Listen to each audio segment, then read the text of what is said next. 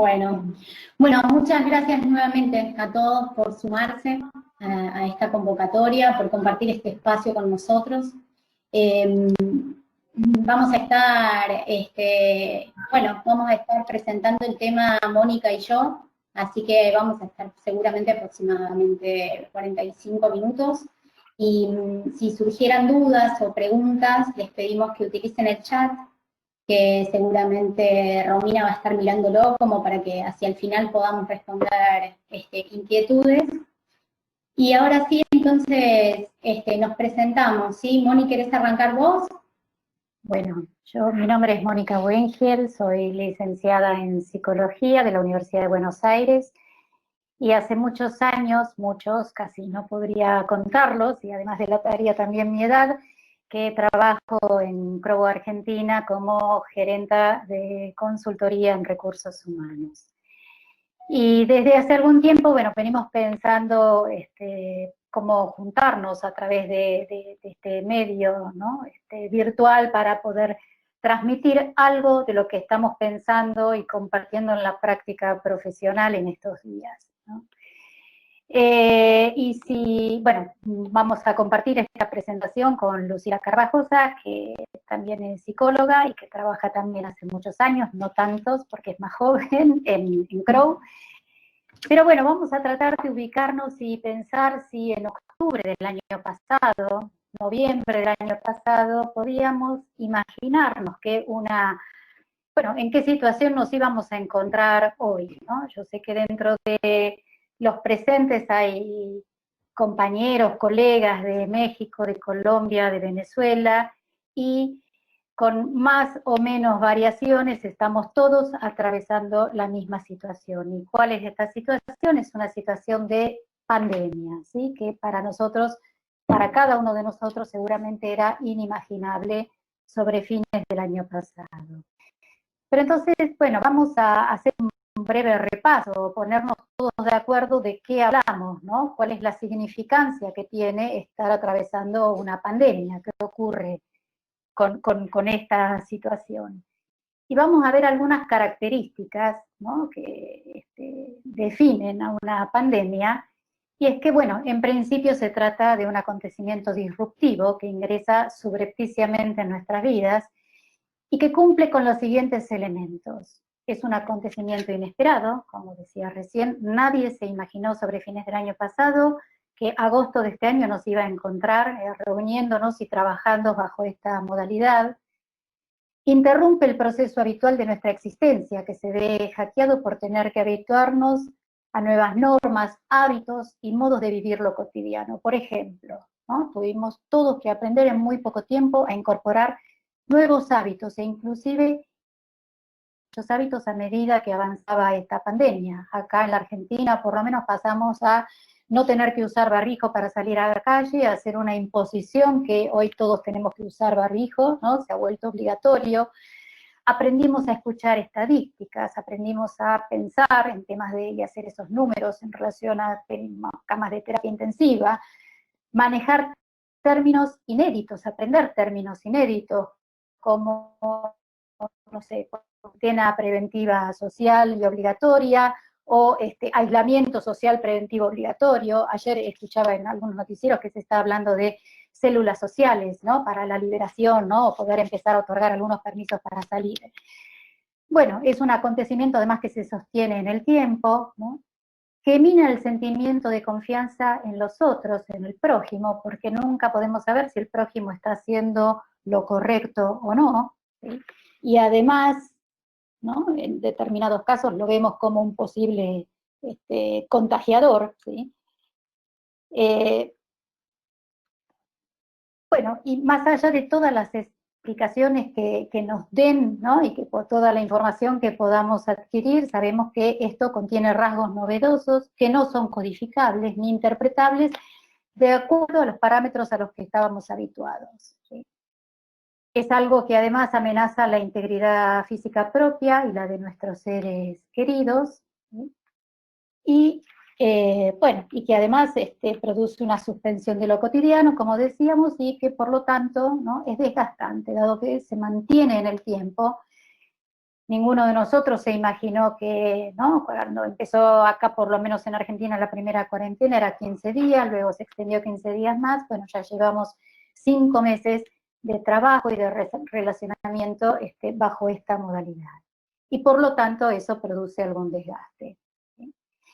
Ahora queremos compartir con ustedes, si bien esto es una exposición, pero la idea es que en algunos momentos pueda ser, los podamos hacer participar de esto. Vamos a compartir un link, ¿sí?, para que puedan completar, si pasamos a la siguiente, ahí está, ¿no? ¿Cuáles son las, de estas palabras, de estos estados emocionales, no la anterior, de estos estados emocionales que figuran acá, cuáles son aquellos con los que te identificaste? Y probablemente te identifiques con más de uno, ¿no? Y sería propiciatorio que así sea. Este sistema, ahí van a encontrar en el chat que les acabamos de enviar un link. La idea es que completen máximo 3. El sistema no les va a dar la posibilidad de elegir más de 3 de estos estados emocionales. Así que los invitamos, después vamos a procesar los resultados, a ver qué tenemos en común y qué no. Los invitamos a completar, ingresar a ese link que les enviamos y completar eligiendo 3 de estas palabras. ¿Bien? Vamos a demorarnos luego un ratito para procesar los resultados.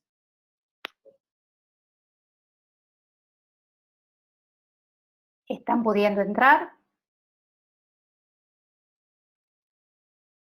Sí.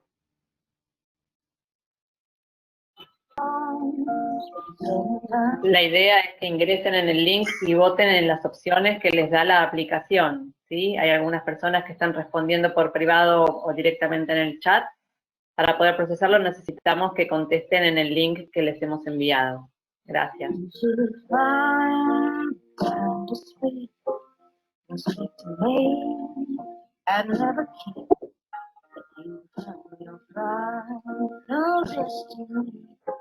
So carry on into the quiet night. You have lost. I've never. I lost my mind. Yes, so carry on.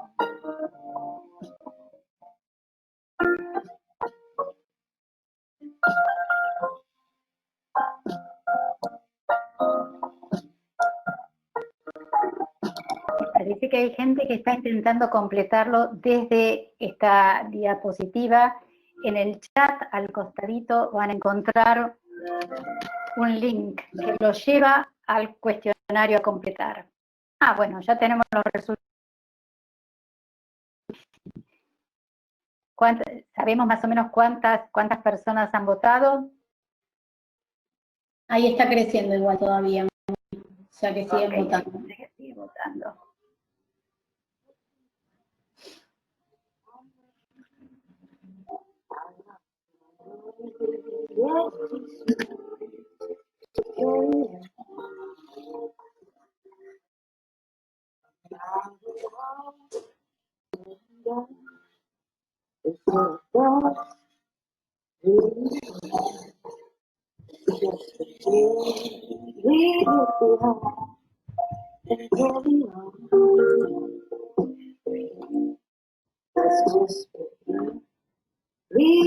¿Estamos?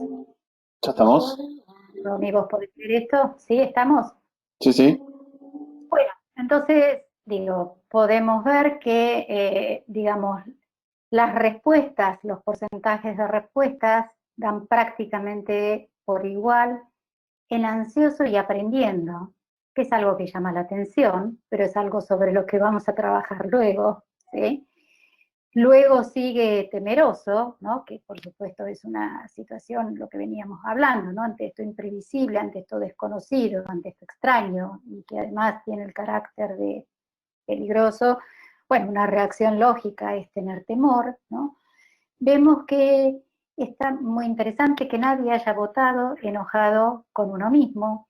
Hay un 4% que contestó enojado con otro, que también vamos a trabajar sobre este tema. Un 1, alguien dijo, bueno, que se sentía alegre. Un 10%, no, sí, un 10% sorprendido. Pero bueno, un 8% triste, un 10% acompañado.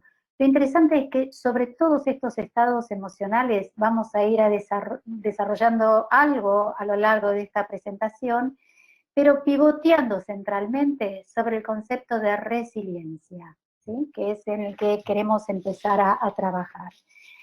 Y lo que les queremos comentar, ahí sí vamos a pasar a la siguiente.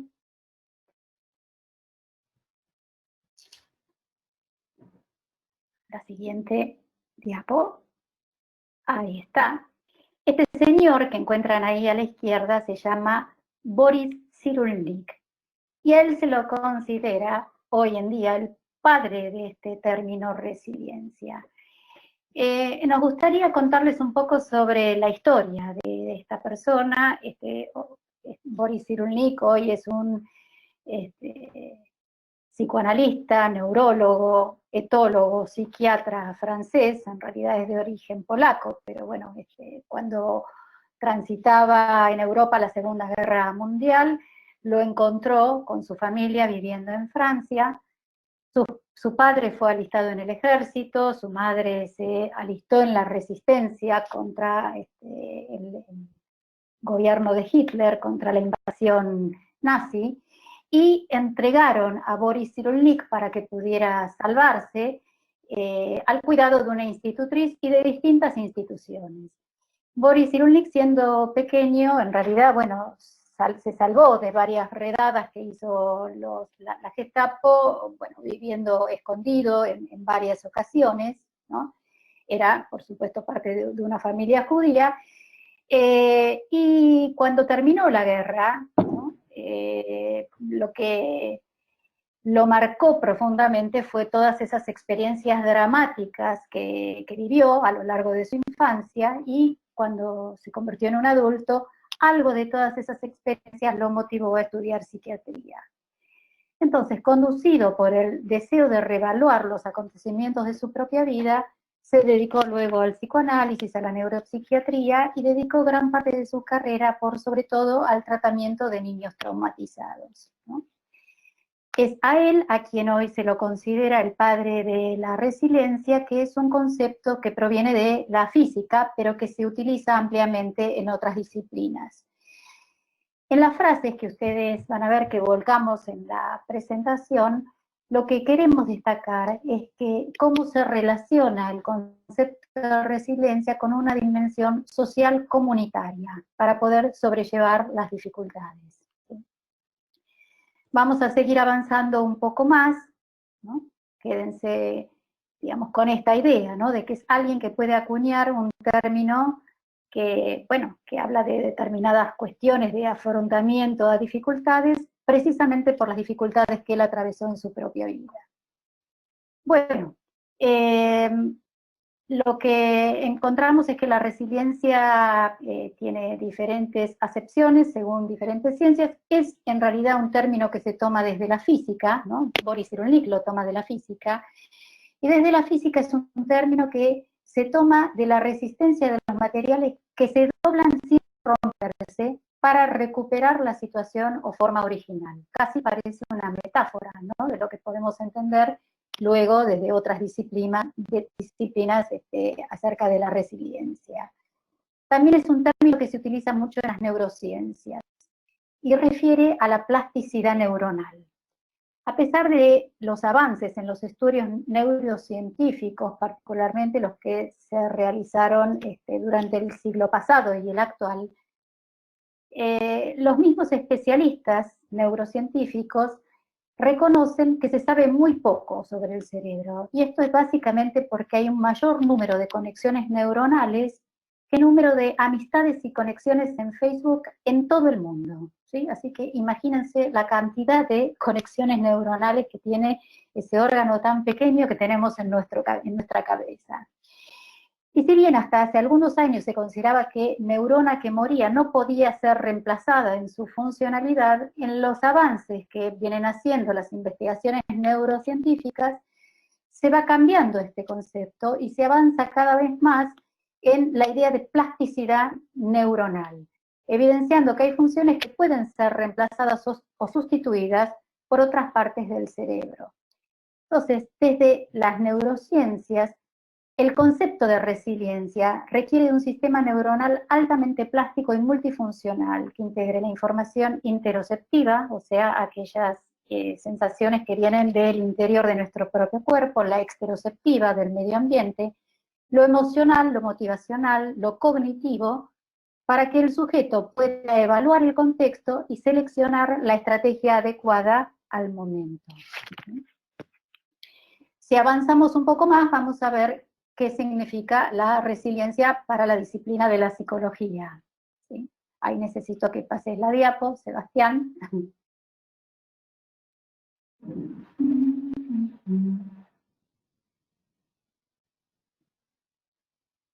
¿Estamos o no? Ahí está. Bueno, y ahí vamos a ver que es la capacidad de los seres humanos sometidos a los efectos de una adversidad de superarla, de ser transformado positivamente y salir fortalecido de la situación. Hoy en día solemos escuchar esto para los colegas de otros países, acá se usa mucho decir que de esta situación no salimos solos, ¿no? Es la idea de que para enfrentar una problemática tan seria como la que estamos pasando se requiere de un esfuerzo comunitario y tener más que nunca presente al otro, al prójimo. Hay algunas frases que nos gustaría compartir con ustedes que tomamos de un reportaje a Boris Cyrulnik, bastante recientes, y que dice lo siguiente, ¿no? Que está en la naturaleza de los seres humanos tejer vínculos y lazos con el otro, día tras día, palabra tras palabra, gesto tras gesto. La interacción necesita de vínculos. Mi cerebro sin otro cerebro se apaga y es difícil vivir con otros, pero lo es mucho más vivir sin otros, ¿no? Por eso destacamos también esta cuestión de la resiliencia como un proceso comunitario y cultural. Vamos a avanzar un poquito más y vamos a ver que hoy en día se habla más que de resiliencia, de procesos resilientes, ¿sí? O sea, que no se estudia la resiliencia como una capacidad innata, como algo que un sujeto trae o no trae, y si no trae desde que nació se joroba porque no lo puede desarrollar, sino más bien como un proceso que engloba multiplicidad de factores: familia, entorno, situación económica, amistades y, por supuesto, la habilidad o la capacidad de la persona misma. Bueno, vamos a avanzar un poco más y vamos a ver ahora algunos mecanismos que serían antirresiliencia, que no favorecen el desarrollo de la resiliencia, pero necesito que pasemos a la siguiente diapositiva. Y vamos a ver ahí qué es lo que no favorece o defensas que impiden la resiliencia. La primera podemos mencionar el estupor y la indiferencia, ¿no? Que podríamos pensar que, bueno, permiten a las personas sufrir un poco menos, pero no permiten afrontar el problema. La cólera que es el extremo del enojo, la agresividad, la búsqueda de un chivo expiatorio, ¿no? De un tercero a quien echarle la culpa. Cuando adoptamos este tipo de defensa frente a las dificultades, es difícil que desarrollemos una actitud resiliente. Y a lo que nos lleva muchas veces el principal factor antirresiliencia. Y acá me gustaría destacar esta idea, ¿no? De que si bien hoy estamos en una situación de distanciamiento social, esto no significa aislamiento, y seguramente la mayoría de las personas que hoy están participando de esta presentación siguen conectadas emocionalmente con familiares, con amigos, ¿sí? Con las mismas instituciones a las que pertenecen. Entonces, diferenciar ahí lo que es aislamiento de lo que es la imposición del distanciamiento físico. Y vamos a ver ahora algunos mecanismos que sí favorecen, ¿no? El desarrollo de un proceso resiliente, y para eso vamos a pasar a la siguiente diapo.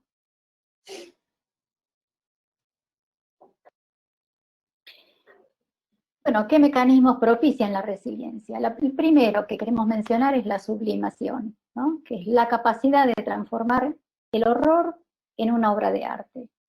Y verán que la persona que está transitando por ahí, ¿no? Tiene como fondo un cuadro muy famoso de Picasso, que se llama Guernica, que fue pintado por Picasso en el año 1937 y que representa de manera muy simbólica, de manera sublimatoria, lo que fue el horror del bombardeo al poblado, a la población de Guernica, ¿no?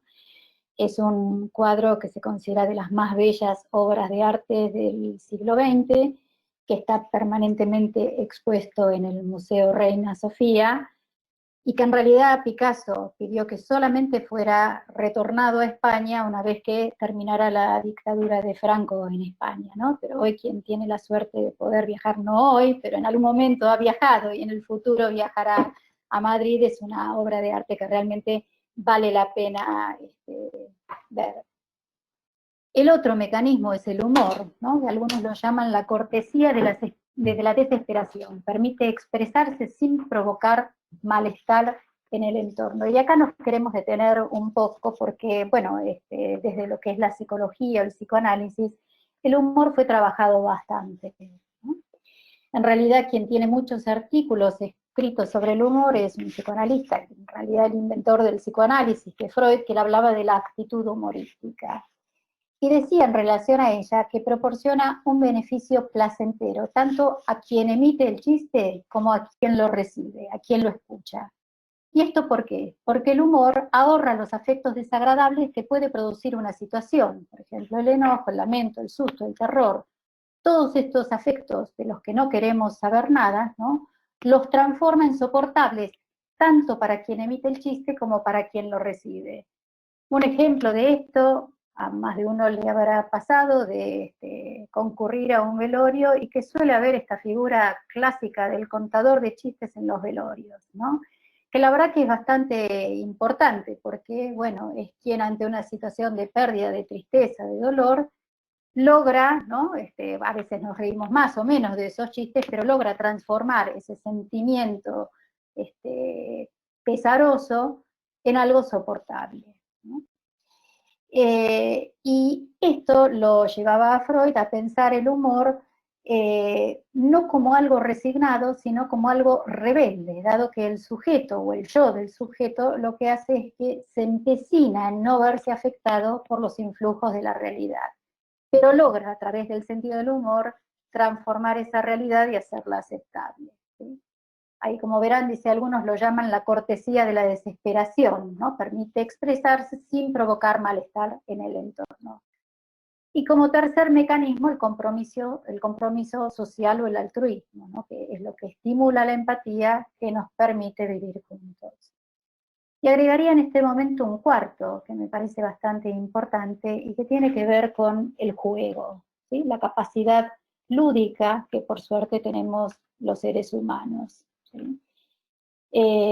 Porque en algún sentido, bueno, produce lo mismo, ¿no? Los fantasmas más terribles se ven inofensivos a través del juego. Tal vez muchos de ustedes hayan jugado alguna vez al PEG, ese juego de mesa de guerra, ¿no?, donde se conquistan países o somos conquistados. Bueno, y es una manera también de lo insoportable que puede tener una situación de confrontación, una situación belicosa, transformarla, ¿no?, en algo inofensivo. Los chicos más jóvenes que suelen jugar a los videojuegos, ¿sí?, o estos juegos de roles dentro de los videojuegos, también utilizan el mismo mecanismo, ¿no? Hay algunos juegos que, bueno, donde tienen que salir a matar, a conquistar reinos o lo que sea, bueno, y es una manera de esas realidades que son tan duras también transformarlas en soportables y en algo positivo. Voy a contar una anécdota personal. Cuando mis chicos eran muy chicos, yo tengo 3 hijos varones, solían jugar al Grand Theft Auto, ¿no?, que era un juego, no sé si alguno lo conoce, en donde el protagonista es un juego de rol y el protagonista, o sea, el héroe de ese juego es un ladrón, es un delincuente que sale a robar, que se escapa de la policía, ¿no? Y a mí me parecía tan terrible ese juego que alguna vez llegué a incautárselo, cual policía, ¿no? Me acuerdo que me llevé, era la época que jugaban con disquetes. Bueno, me lo llevé a la oficina, pero decía, no puede ser que estos chicos estén jugando a esto, ¿no? Y bueno, hasta que lograron convencerme, y yo también me di cuenta que efectivamente que pudieran jugar a eso no los transformaba en un futuro, ¿no?, en delincuentes, que se transformaran en delincuentes realmente dependían de muchísimas otras cosas y no de jugar o simular, ¿no?, que eran delincuentes. Bueno, y vamos a pasar a la siguiente diapositiva para seguir dándoles algunas ideas sobre lo que tiene que ver con el humor. La mayoría de ustedes habrá recibido miles de memes en estos tiempos, ¿no?, donde se trata de transformar esta situación tan crítica y tan difícil que nos está ocurriendo en algo chistoso, en algo soportable, ¿no? Y ahí hay algunos ejemplos que seguramente habrán recibido. El que a mí más me gusta es: no pienso agregar el 2020 a mi edad, porque la verdad que no lo estrené todavía, así que no me lo sumen a los años, ¿sí?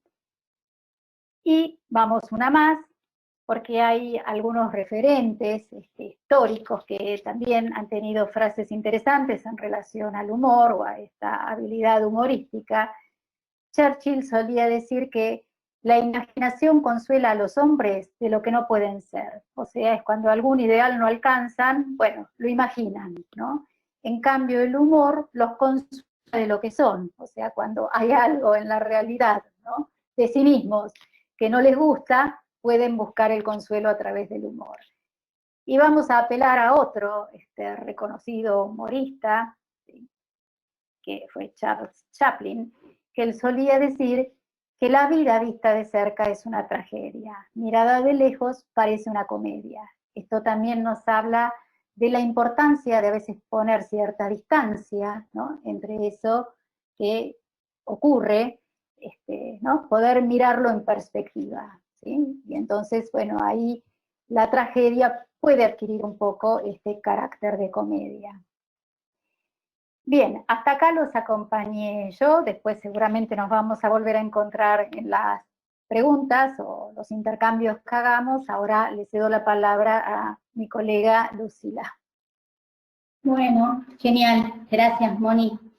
Bueno, vamos a ir repasando algunos conceptos seguramente que fue mencionando Mónica.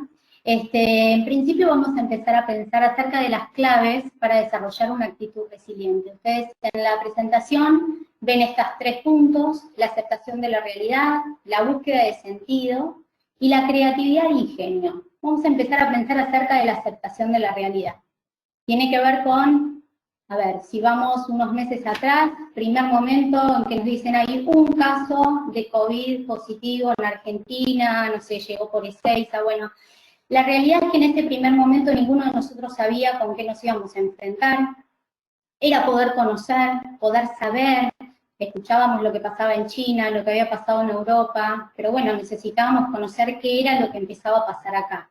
O sea que nos enfrentábamos a esta primera situación de poder aceptar la realidad, ¿no? Existe la falsa creencia de que es la gente optimista la que supera las dificultades.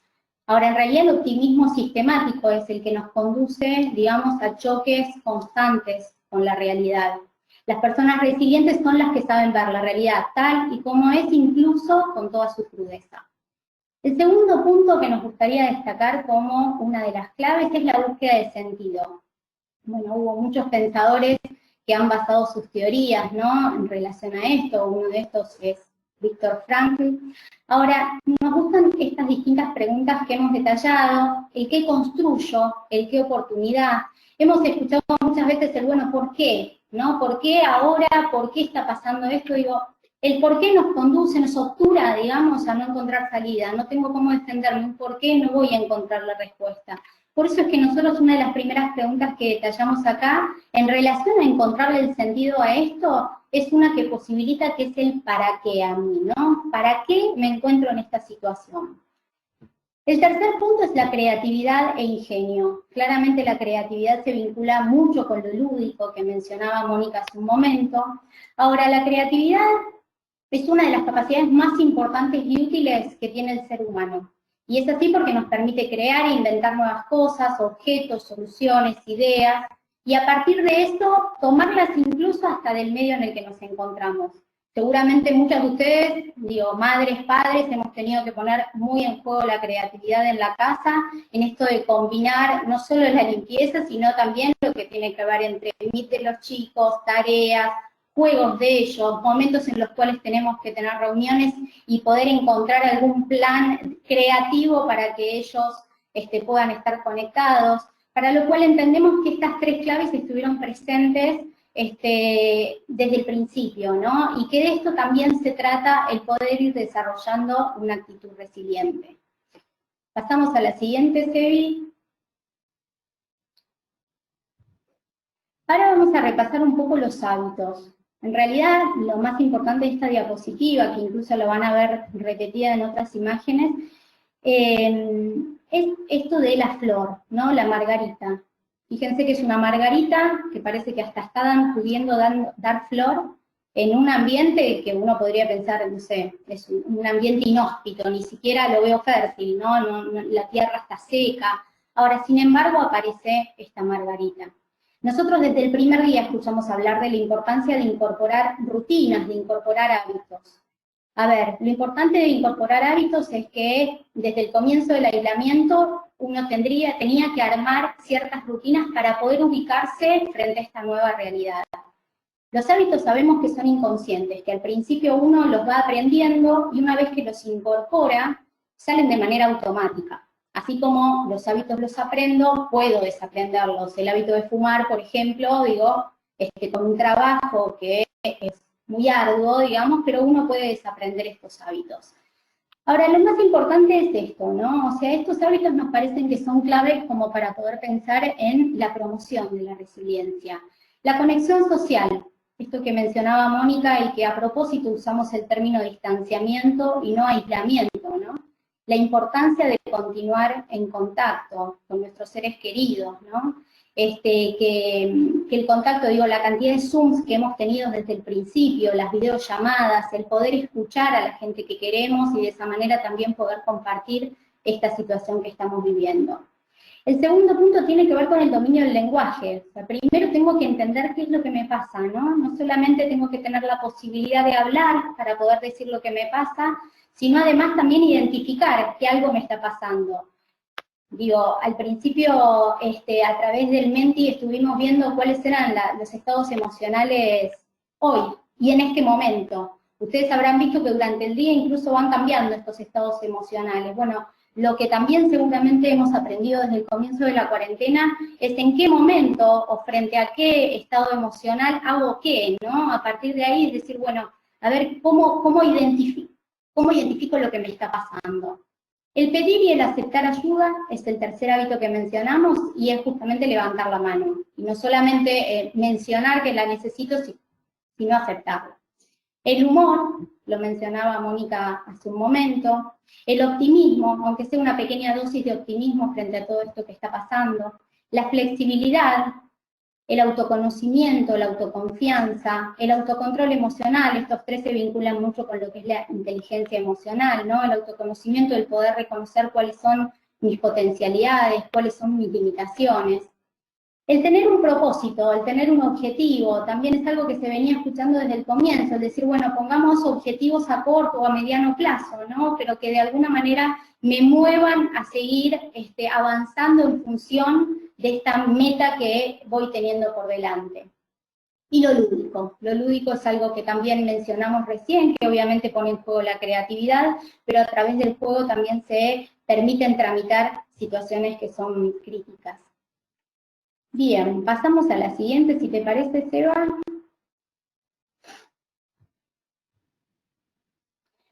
Ahora, en función de lo que venimos hablando, nos aparece esta pregunta. ¿Todos podemos ser resilientes?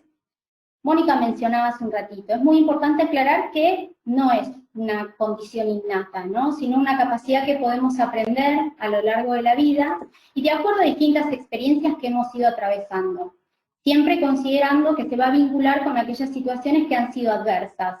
Como dice acá la diapositiva, ¿no? El poder apropiarnos de estas experiencias, el poder identificarlas, escuchar y atender las emociones que la experiencia evoca, Y a partir de ahí, aprender de aquellas situaciones o de aquellos aspectos que han sido más favorables o menos favorables, pero a partir de ahí decir, bueno, construyo con esto que tengo. El transitar nuestro presente y construir el futuro.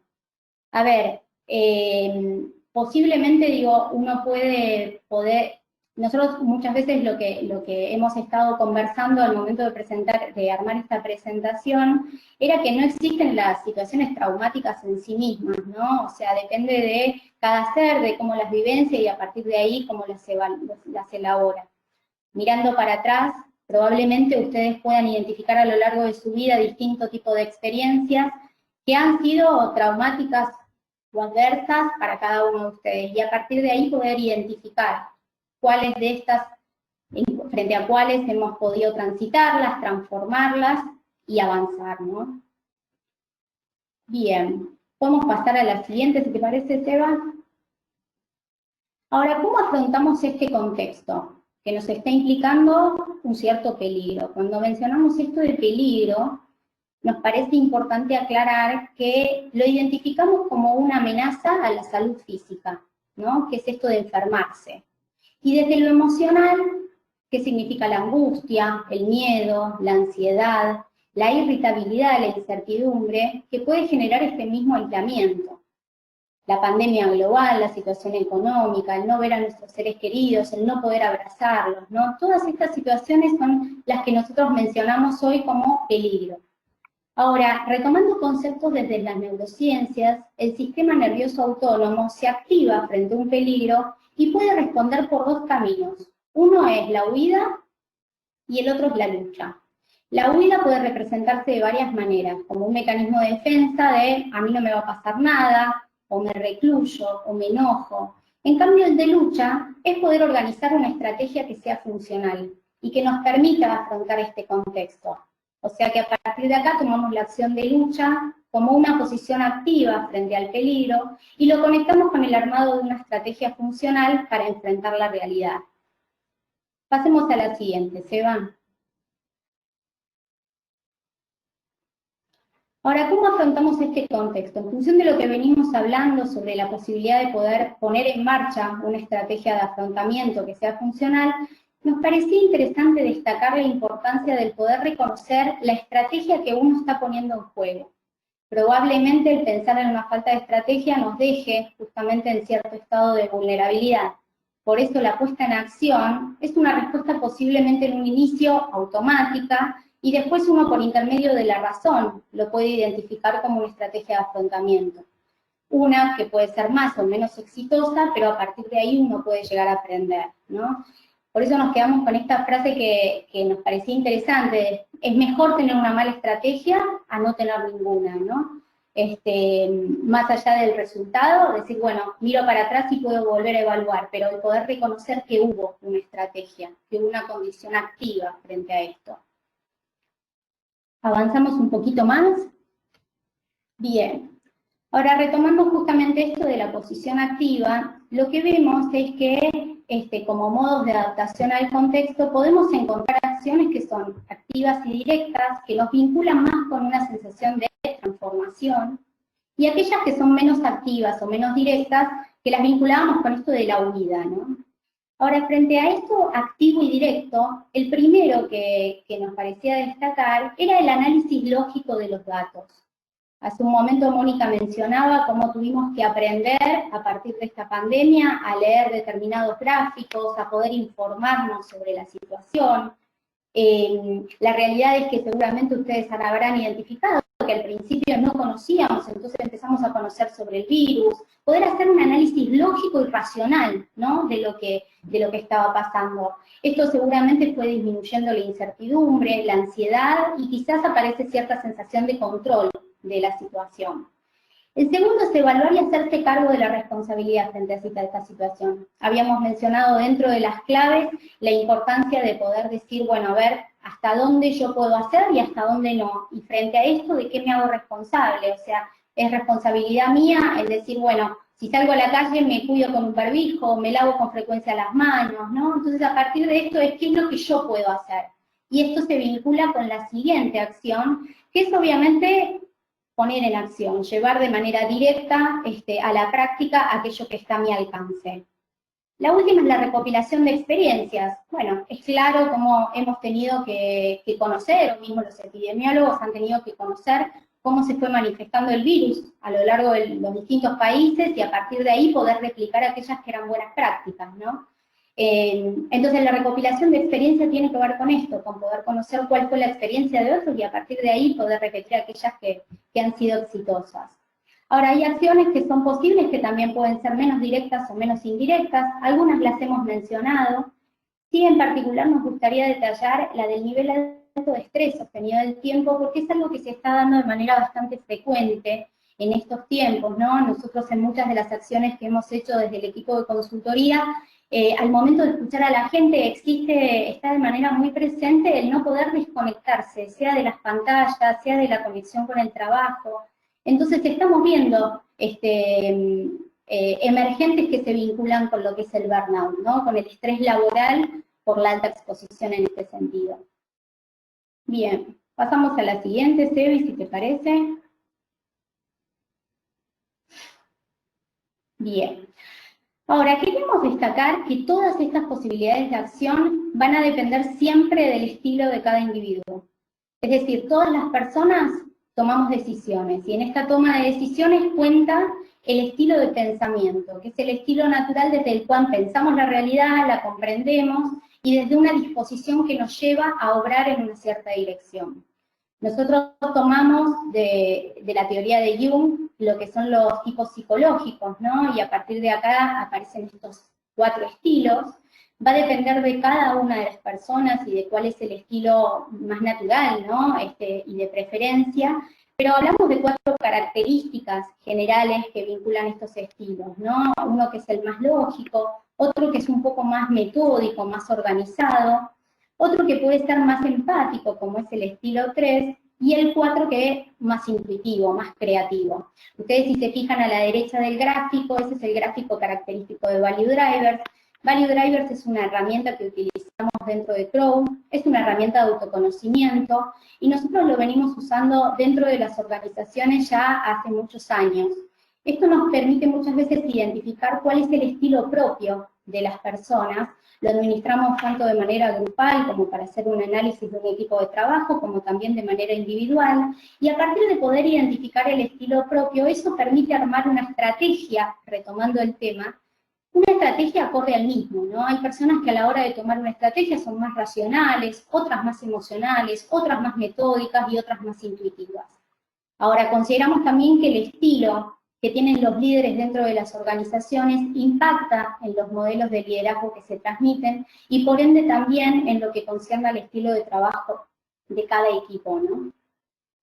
Bien, pasamos a la siguiente, si te parece, Sebi. Ahora, ¿qué sucede dentro de las organizaciones? La resiliencia, ¿no? Las organizaciones resilientes. Como vemos en la diapositiva, las organizaciones resilientes son aquellas que logran desarrollar mecanismos de adaptación, que se manifiestan en forma de ajustes positivos, en condiciones que sean desafiantes. Lo importante es esto de que el contexto tiene que ser desfavorable, o de crisis, o de adversidad, para que se pongan en juego estos mecanismos de adaptación, y que estas condiciones justamente dan lugar a un aprendizaje, ¿no? A una transformación.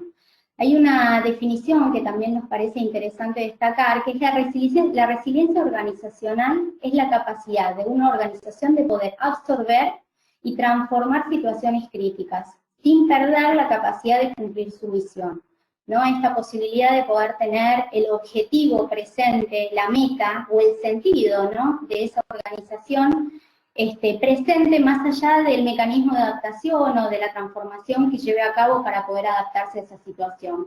Un ejemplo claro que hemos estado escuchando, bueno, muchos de ustedes desde sus organizaciones y nosotros por el contacto que tenemos con nuestros clientes, es que, bueno, con mayor o menor dificultad, la mayor parte de las organizaciones se pudo adaptar a esta modalidad virtual. Y de hecho, digo, hoy lo están evaluando como una modalidad para quedarse, ¿no? El paradigma del escritorio como el espacio laboral se rompe, y a partir de ahí el desafío para los equipos de recursos humanos es ver cómo se crea este nuevo espacio laboral desde las casas, ¿no? Desde estos espacios personales, laborales de cada uno de los colaboradores. Bien, pasamos a la siguiente, si te parece, Sebi. Bueno, nos gustaría vincular lo que tiene que ver con las organizaciones resilientes a lo que es la cultura organizacional, ¿no? ¿Cómo lleva adelante la organización una crisis? Probablemente aquellas que tengan la posibilidad de repensarse, de reflexionar, y que anteriormente ya lo vengan haciendo antes de llegar a una situación tan crítica como la que estamos viviendo ahora, han ganado un entrenamiento, o sea, corren con una ventaja diferente. ¿Y por qué? Porque apuntamos justamente a estos 3 puntos, a estos aspectos, ¿no?, de la cultura organizacional. Aquellas que tengan un entrenamiento en lograr mayor identificación y seguimiento, ¿no?, de las señales del medio posibles a las cuales se puedan enfrentar, ¿no?, y una rápida acomodación frente a este tipo de dificultades. Aquellas que puedan lograr encontrar áreas de oportunidad frente a estas situaciones adversas, pero anterior al contexto pandemia, ¿no? Aquellas que ya tienen este entrenamiento ganado. Aquellas que fomentan el compromiso y una actitud activa, ¿no?, en referencia a la gestión de los puntos débiles. Nosotros lo vinculábamos mucho con la posibilidad de aquellas que se piensan constantemente en procesos de mejora continua. Entonces, a partir de eso, más allá de que seguramente aquellas crisis que han vivido no sea tan crítica como la de ahora, porque la de ahora nos está también comprometiendo a nivel personal, pero sí son culturas organizacionales que son más plásticas, ¿no? Tienen esto de la flexibilidad más incorporada. Ahora, es muy importante tener presente que es necesario que una organización tenga justamente a la mano la posibilidad de pensar en sus vulnerabilidades, ¿no? Ya que dependiendo de esto es como se pueden poner en marcha acciones o programas que pueden ayudar a prevenir situaciones que pongan en peligro la estabilidad de la seguridad, la producción o el bienestar, tanto de la empresa como de los colaboradores. Ahora, avanzando un poco más, me gustaría encontrar cuáles son las características que las organizaciones resilientes promueven entre sus colaboradores, ¿no? Y acá el primer punto es aquellas que fomentan la práctica del juicio, ¿no? Aquellos que fomentan que sus colaboradores puedan tomar una actitud crítica desde un lado constructivo, ¿no? Que fomenten la discreción, la capacidad de toma de decisiones, la imaginación, poner en juego la imaginación o la improvisación al momento de encontrarse con dificultades, que tengan la habilidad de identificar los errores y aprender de los mismos, pero en este sentido también es crucial el papel de los líderes, ¿no?, y de los capacitadores, se podría decir, en el poder habilitar a que la gente identifique estos propios errores. Que tengan la oportunidad de poder contar con un mentor. Nosotros hemos estado muy en contacto con líderes de equipos, ¿no?, brindando capacitaciones y acompañamientos en donde fomentamos justamente la importancia de que cada uno de los colaboradores tenga un trato cercano con el líder, que quizás hay muchos que esto no lo tienen incorporado de manera natural, pero digo, el formato digital y además este contexto, creemos que es muy necesario esto, justamente que los colaboradores tengan un mentor con el cual identificarse, aprender, y que el líder logre una cercanía particular para poder conocer más allá de lo laboral qué dificultades esta persona está teniendo, para ver qué nivel de ayuda se puede brindar. El último punto en este sentido es la posibilidad de desarrollar capacidades de adaptación, ¿no?, de que los recursos realmente, ¿no?, sean flexibles, que puedan innovar en cualquier área de trabajo. Y en este sentido me gustaría destacar algo que está, digo, es muy frecuente. Fíjense cómo al principio de la cuarentena, o quizás les doy como un ejemplo personal en ese sentido, digo, reuniones de este tipo, que quizás se cruce uno de los niños por detrás, y al principio uno se ponía nervioso, ¿no?, decir, uy, bueno, no, pero, y digo, es habilitar también esta flexibilidad de entender que se está viviendo en un contexto diferente, y a partir de ahí es dar lugar en ese sentido. Si querés avanzamos.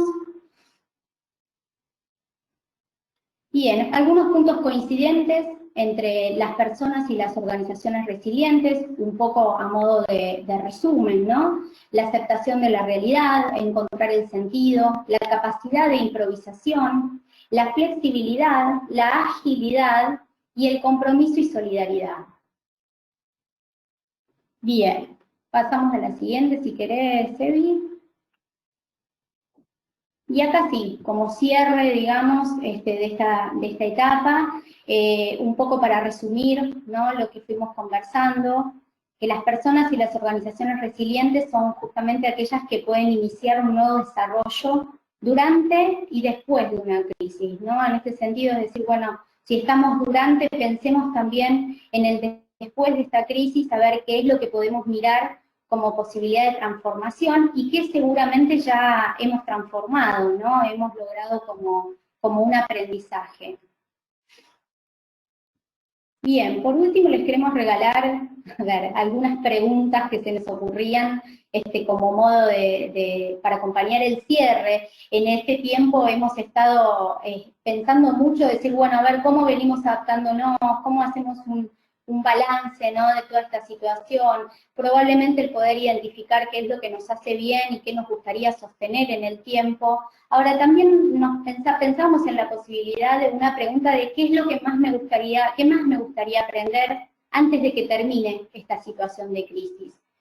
Y a partir de ahí, ya que venimos hablando de lo que tiene que ver con las organizaciones resilientes, es cuán resiliente reconocemos a la organización de la que formamos parte, y a partir de ahí de nuestros líderes, ¿no?, de los líderes que forman parte de la organización. Nosotros desde CROW, de acuerdo a la experiencia, digamos, de estos ya casi 5 meses, si querés, Evi, pasemos a la siguiente. Estuvimos tomando un contacto muy cercano con los clientes e incluso hasta con el cliente interno, valorando la importancia del poder entablar procesos conversacionales, ¿no? Nosotros notábamos que la gente, a partir de la situación particular, ¿no?, dentro de las casas y frente al contexto pandemia, la necesidad de poder compartir lo que estaba pasando, el poder entablar procesos conversacionales desde encontrar a un otro a poder, desde una instancia individual y de una instancia grupal, de poder contar lo que pasa, de poder pensar en los juicios, en las percepciones que tienen de sí mismos, y a partir de ahí pensar en acciones o en resultados nuevos. Y esta fue una acción que hemos estado tomando desde el comienzo, en donde, bueno, la importancia del poder entablar estos procesos, ¿no? Bueno, hasta acá hemos llegado. Moni, ¿querés agregar algo con relación a esto? Me gustaría, bueno, escuchar, digamos, algunas opiniones o algunas preguntas, porque lo que estaba pensando también mientras te escuchaba, ¿no?, es que, bueno, evidentemente a todos los países, a todas las organizaciones, a todos los gobiernos, acá en Argentina solemos decir, se nos quemaron los papeles. ¿Qué quiere decir? No tenemos más a dónde apelar, a buscar alguna receta, ¿no? Porque seguramente todos los que estamos presentes aquí, nadie vivió, ¿no?, en la propia existencia una situación tan inédita como la que estamos atravesando hoy en día. Y bueno, y nos encontramos hoy, que ya han transcurrido algunos meses, en donde las personas estamos pensando posibles salidas y soluciones y adaptaciones a esta situación, las organizaciones están pensando posibles salidas y adaptaciones a esta situación, y si escalamos un poco más, los gobiernos, los filósofos, hay gente como Zizek, Agamben, Chomsky, que también están pensando qué va a ocurrir, ¿no?, una vez que o cómo van a quedar nuestras sociedades una vez que, si Dios mediante quiere, se encuentra una vacuna, se desarrolla una vacuna o se encuentra algún tratamiento apropiado. Entonces la sensación es que se queman los papeles y que todo está en construcción, y que por eso son importantes estos encuentros, estas vinculaciones, estos intercambios, donde nosotros podemos transmitir algo de nuestra experiencia y desde lo que la psicología organizacional, nuestro conocimiento, pero que podamos aprovechar estos espacios también para escuchar otras prácticas, para escuchar otras ideas, para escuchar consultas, ¿sí? Moni, justamente Sí, bueno. Freddy Vargas hace una consulta y pregunta si existen tipos de resiliencia o si la resiliencia se puede dividir en niveles.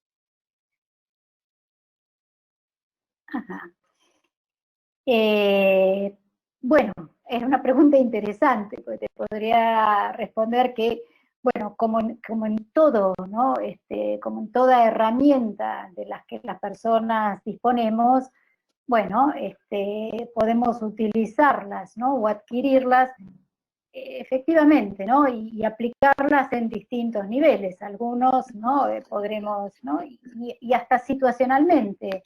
Podríamos decir que hay determinadas personas que en ciertas situaciones pueden actuar con resiliencia, ¿no? Con este estado, esta disposición resiliente, y en otras ocasiones verse atrapados más por un sentimiento de fracaso, ¿no?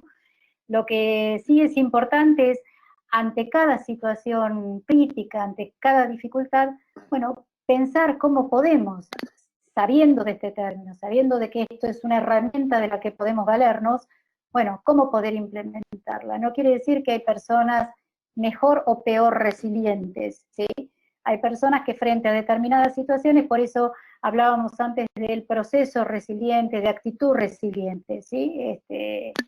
No es lo mismo que, bueno, no sé, somos rubios, somos morochos, ¿no? Nacimos con ojos verdes, por eso decíamos también que no es algo innato, es algo que se construye y a lo que se podrá apelar en cada situación, ¿sí? A veces estaremos más abiertos a poder desarrollar esta actitud y a veces no nos saldrá tan bien. Sí, probablemente sumó algo, ¿no? Dependerá un poco como decíamos, de las experiencias de vida, ¿no? De aquellas personas que han transitado situaciones más difíciles y han podido transformar esas situaciones. Es probable que más adelante de volver a exponerse a situaciones complicadas ya hayan ganado un cierto entrenamiento. Sí, anoche tuve oportunidad de ver un reportaje que la verdad que me asombró, me sorprendió, digo, no quería por ahí traerlo específicamente a esta charla porque es algo muy local, pero para poner un poco en situación también a la gente de otros países, hace algunos años atrás hubo un diputado nacional que se llama Jorge Rivas, que como producto de un asalto, ¿no? Un delincuente que lo asaltó, quedó cuadripléjico. Él tuvo muchos meses, no sé si alguno tuvo oportunidad de ver ayer el reportaje, es una persona que no habla más que a través de una pantalla de computadora, o sea, hay un que reproduce la voz, reproduce su pensamiento. Yo creo que la computadora reproduce, creo que el sistema es que él va leyendo con los ojos lo que quiere decir o va escribiendo y hay una voz muy robotizada que reproduce lo que él, ¿no? Él quiere decir. Lo que me parecía interesante en ese reportaje eran dos cosas, que a pesar de la situación tan trágica que había vivido, que por supuesto le cambió la vida de un momento a otro, él está en la silla de ruedas, no puede comunicarse verbalmente, sigue teniendo intactas todas sus funciones intelectuales, cognitivas. En principio, por ejemplo, no estaba de acuerdo, ¿no? Con los conceptos que hablan de venganza, ¿no? En relación ¿no? A las personas que delinquen, y por otro lado, el sentido de humor que utilizaba, ¿no? Porque en algún momento él mencionó, bueno, que había estado, ahora se había puesto en pareja con la persona que lo ayudó a recuperarse, pero que si el periodista que lo entrevistaba quería saber sobre esa historia de amor, ya tenía que pagar un cachet, ¿no? Cosa que me parecía, ¿no? Un buen chiste para el momento, pero bueno, ¿no? Uno podría pensar, esta persona es resiliente a toda prueba, ¿no? Se ha logrado sobreponer, adaptar, acostumbrar su vida y seguir trabajando y funcionando frente a una situación muy terrible, muy dramática, que es la imposibilidad física, ¿no? Bueno, Adriana Bonavita pregunta si entonces tampoco podremos definirnos como personas resilientes. Más, claro, perdón, bueno, más por abajo, eso podemos... perdón, Moni. Adriana más abajo completa su mensaje diciendo, así como personas capaces de utilizar la resiliencia, no definirse como personas resilientes, sino como personas capaces de utilizar la resiliencia. resiliencia frente a determinados eventos, frente a determinadas situaciones, ¿sí? Bien. ¿Tenemos algo más que quieran compartir? ¿Alguna pregunta? A ver. Yo quería saber por ahí si, pensando en la primera pregunta que hizo Freddy, que hablaba de si existen tipos de resiliencia, si la manera en que uno pone en juego su capacidad de resiliencia tendrá que ver también con su estilo de pensamiento, ¿no? No sé si se llega a entender, pero ¿qué herramientas uso para ser resiliente? Tiene que ver también con esto de que nombraban ustedes de los estilos de pensamiento, no sé si tiene que ver. Sí, ahí lo que, digamos, podemos pensar es que esta resiliencia tiene más que ver, ¿no? Podríamos definirla por lo negativo. Uno debe entenderse frente a las situaciones que nos tocan atravesar y hacer algo con eso. Es casi tan sencillo, ¿no? Como no huir, no negar, no enojarse, ¿no? Por eso la encuesta que habíamos hecho al principio me interesaba, que daba poco enojo, ¿no? Daba más nivel, las respuestas tenían que ver con cierta creatividad, con el aprendizaje y con los temores. Bueno, se dice que el miedo no es onzo y más vale tener miedo en esta situación para no exponerse inútilmente a un peligro, ¿no? Con lo cual, creo que las respuestas que salieron más veces votadas hablan, ¿no? de cierta actitud de aceptación de que esto es lo que nos está pasando. Lo que tiene que ver con los estilos es que para poder armar una estrategia, que esto es lo que digamos como una conducta activa frente a los peligros, para poder armar una estrategia, cada uno apela a su estilo propio, natural, preferente de tomar decisiones. Y algunos los podemos hacer desde un estilo más intuitivo, otros desde un estilo más racional. Por ejemplo, podríamos pensar, los racionales son aquellos que hoy en día estarán analizando números y más números, ¿no? Y conveniencias e información de todas las partes del mundo para pensar si se puede salir de esto o qué cuidados personales tomar. Algunos lo tomarán estas decisiones más emocionalmente y en base a eso decidirán cuánto cuidan a sus adultos mayores, si tienen que ir a verlos o no ir a verlos, ¿no? Digo, esto es una marca que es con un, digamos, un modelo que venimos trabajando hace años que prácticamente habrían, digamos, como toda teoría es un reduccionismo, pero habrían 4 modelos de interpretar o 4 modalidades de interpretar el mundo que nos rodea. Las personas lo podemos hacer desde la intuición, desde la razón o la lógica, desde los sentidos, necesitamos tocar y tener mucha información, o desde lo emocional. ¿Sí? En ese sentido es eso a lo que apelamos a la hora de tomar decisiones. ¿Sí? Y las decisiones están ligadas a la posibilidad de construir una estrategia. Pedro Benítez. ¿Una pregunta más? Sí, Romy, decila. Eso, iba a leer la pregunta de Pedro, que dice, buenas tardes, ¿cómo podemos manejar este concepto con crisis económica y situación país más el agregado de pandemia enfocados a nuestros clientes? Bueno, en eso estamos todos. Pedro es quien escribe, yo no veo. Pedro, sí. Pedro. Sí, Pedro, en eso estamos tratando de construir todos, ¿no? Es una situación totalmente inédita, ¿sí? Y como decía hace un rato, ninguno de los presentes acá le ha tocado atravesar una situación internacional, global, mundial de estas características, en donde, ¿no? Hemos pasado en el siglo pasado, quienes venimos del siglo pasado, en este siglo, guerras puntuales en alguna situación, ¿no? En algún lugar del mundo, algunas epidemias, el ébola, el SARS, pero nunca en la vida de los que estamos presentes y viviendo en estos tiempos nos tocó atravesar una situación así, con lo cual es todo pura construcción.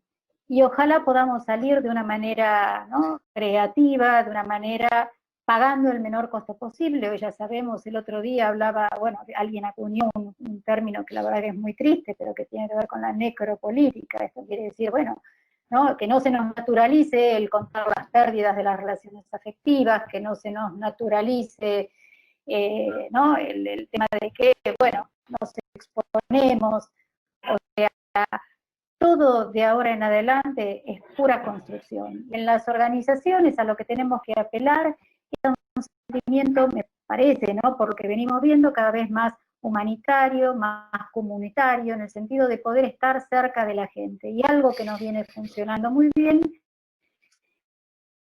es entablar estos procesos conversacionales, porque lo que ocurre es que la esencia de los seres humanos se define por la relación al lenguaje y la palabra. Es lo único, ¿no?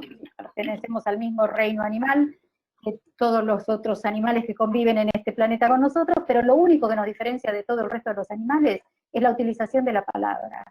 Entonces, si algo puede ayudarnos a transitar estos momentos, es precisamente entablar estos procesos conversacionales dentro de las organizaciones, con aquellos colaboradores que consideramos que, bueno, lo necesitan, ¿sí? Las conversaciones entre organización y organización para poder ayudarnos y saber, bueno, cómo organizarnos, cómo salir de esto, ¿sí? Cómo salir de la mejor manera posible, con el menor costo posible. ¿Sí? ¿Tenemos tiempo de una pregunta más? Naisarid de Venezuela nos está consultando si este proceso de resiliencia, donde practicamos tantas estrategias, tanto en lo personal como en lo profesional, también puede verse como un proceso de cambio dentro de las organizaciones. O sea, si puede llevar a que se modifiquen dinámicas que aún, después de que pase esta pandemia, ¿no? Por ejemplo, ella pone como ejemplo el home office, que tal vez ahora las empresas se están dando cuenta de que es productivo, ¿no? Sin ninguna duda, y creo que lo mejor que podría pasarnos como sociedad, como organizaciones, es no salir igual a como entramos a estas situaciones de crisis, ¿sí?